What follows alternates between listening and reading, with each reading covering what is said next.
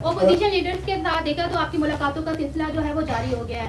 دوسری جانب supreme court نے آرڈر دیا تھا کہ بانی پی ٹی آئی کا الشفا ہاسپٹل منتقل کیا جائے.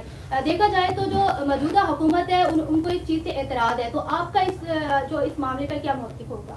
میں نے تو حکومت کا اعتراض نہیں دیکھا, بلکہ میں نے دیکھا کہ کچھ حکومت کے وزیروں نے اور اہم مسلم لیگ نون کے جو سیاستدانوں نے انہوں نے اس چیز کو ویلکم بھی کیا, اور پاکستان پیپلز پارٹی نے بھی یہ پوزیشن لیا ہے کہ اگر کہیں صحت کے حوالے سے یا کوئی علاج بھی ضرورت ہو تو وہ کسی بھی قیدی کا حق ہوتا ہے, اور ایکچولی اس سے بہتر ہوتا کہ سپریم کورٹ کو یہ حکم دینے کے بجائے کہ حکومت خود یہ قدم اٹھاتے, اور اگر کسی ٹریٹمنٹ کا ضرورت تھا یا چیک اپ کی ضرورت تھا یا جو بھی تھا, مجھے ڈیٹیلز کا نہیں معلوم, وہ خود بندوبست کرتے.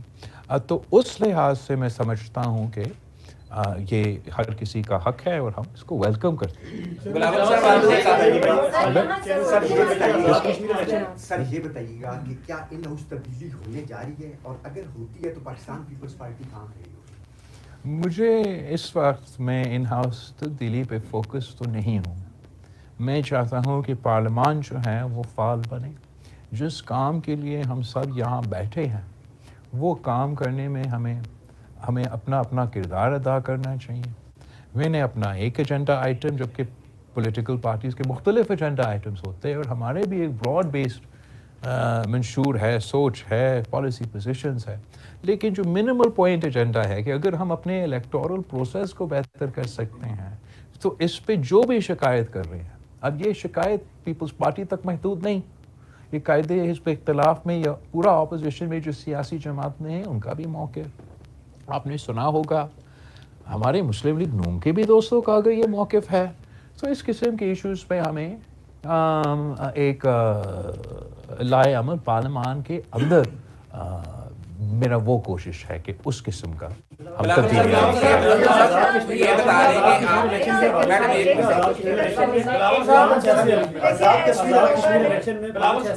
جو پیپلز پارٹی جیتی ہوئی تھی اور مسلم لیگ پیپلز پارٹی کی الیکشن جیتی ہوئی تھی 5 حلقوں میں, please excuse me, Azad Kashmir کے 5 ایسے حلقے جہاں سے پیپلز پارٹی جیتی ہوئی تھی, لیکن وہ رزلٹ چینج کیا گیا یا مینیج کیا گیا, پیپلز پارٹی کو ہروایا گیا, جبکہ ایک آدھ سیٹ جو پیپلز پارٹی کو دینی تھی انہوں نے دی.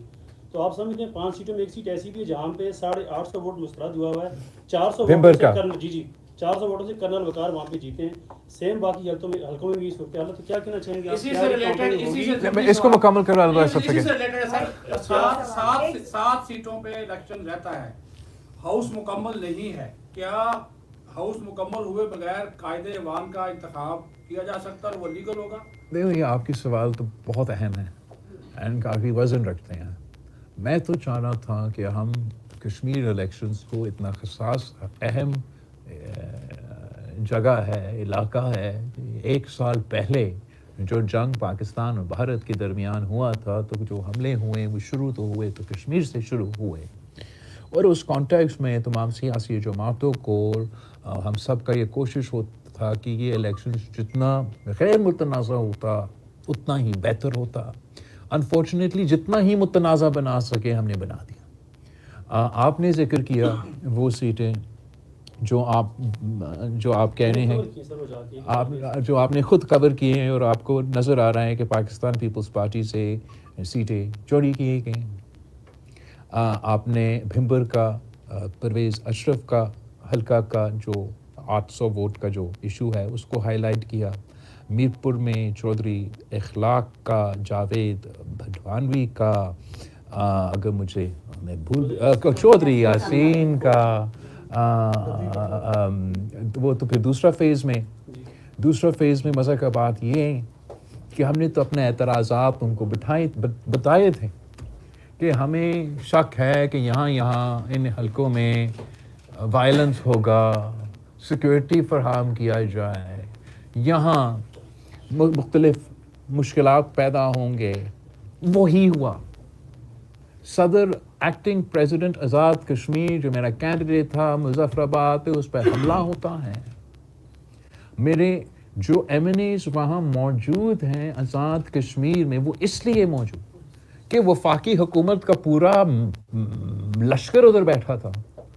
تو میرا کچھ ایم این ایز نے یہ سوچا کہ ہم بھی جا کے اپنا مورل سپورٹ دے دیں, پارٹی جو لڑ رہے ہیں ادھر الیکشن ان کو بھی گولی لگے. میرے کارکن کو یہ میرپور کے فیز میں اور میرپور خاص کے فیز میں 2 کارکن میرے شہید کیا جائے. پھر آپ آئے بھاگ کے الیکشن میں، سوری پونچھ کا فیز میں. پونچھ کا فیز میں یہ تھا کہ تب بھی میرپور میں دھاندلی کر کے، مظفر آباد ڈویژن میں دھاندلی کر کے پھر بھی ممکن تھا کہ اگر پونچھ ڈویژن کا پورا الیکشن ایک ساتھ ہوتا کہ کسی اور کا حکومت، پیپلز پارٹی کا حکومت ایک جگہ میں بن جاتا. وہ تو پھر 3 کے بجائے 6 فیزز ہو گئے. اور پھر ہم آ جاتے ہیں آپ کے آخری پوائنٹ کہ وہ 6 فیزز بھی مکمل نہیں اور الیکشن ہو گیا، متنازع الیکشن ہے. پاکستان پیپلز پارٹی نے اپنے اعتراضات ہر فورم پہ اٹھائے ہیں، اٹھاتے رہیں گے، اس کو ایڈریس کرنے کی کوشش کریں گے. اگر مسلم لیگ نون کو اتنا زور سے اور اتنا شوق سے اور اتنا متنازع حکومت چاہیے تھا تو ان کو مبارک ہو.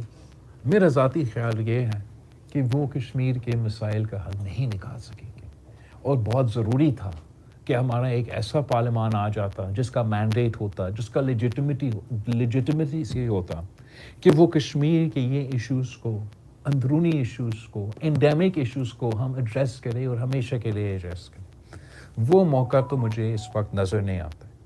نہ ہی مسلم لیگ نون نے ایسے کوئی کوشش کی کہ جو پاکستان پیپلز پارٹی کے جائز اعتراضات ہیں انہوں نے کوئی کوشش نہیں کی کہ ہمارا ان اعتراضات کو دور کرے. اب کہتے ہیں کہ میں ان کے ساتھ اتحادی ہوں. کیا ان کا سلوک میرا ایسا ہے کہ وہ مجھے اتحادی سمجھتے ہیں؟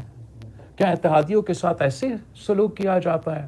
چاہے وہ آزاد کشمیر کے الیکشن کے کانٹیکس میں ہو، یا آپ وہ بات چھوڑے جو آپ گن لے جو پاکستان پیپلز پارٹی نے وزیر اعظم کو منتخب کرنے سے پہلے ان کے ساتھ طے کیے تھے آپس میں سیاسی معاہدے، جو ہم ہر بجٹ میں ان کے ساتھ اپنے لیے نہیں، پاکستان کے لیے، پاکستان کے صوبوں کے لیے ایشوز اٹھائیں. کیا وہ ان میں سے کوئی ایک چیز کر رہے ہیں؟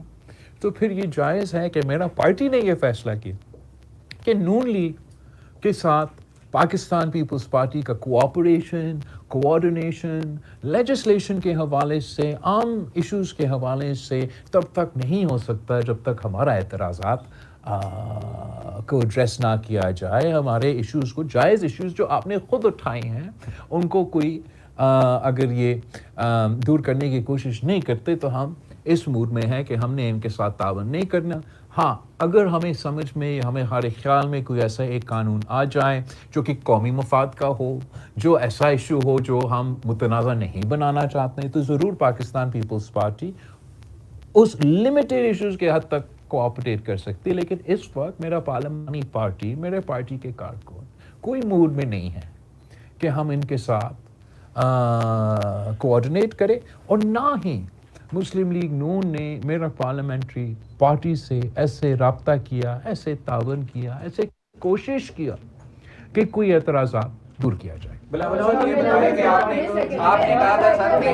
I'll come to you later. Kashmir کے حوالے سے لیفٹ رائٹ کو چھوڑ کے سامنے والی رو سے سوال بنتا ہے.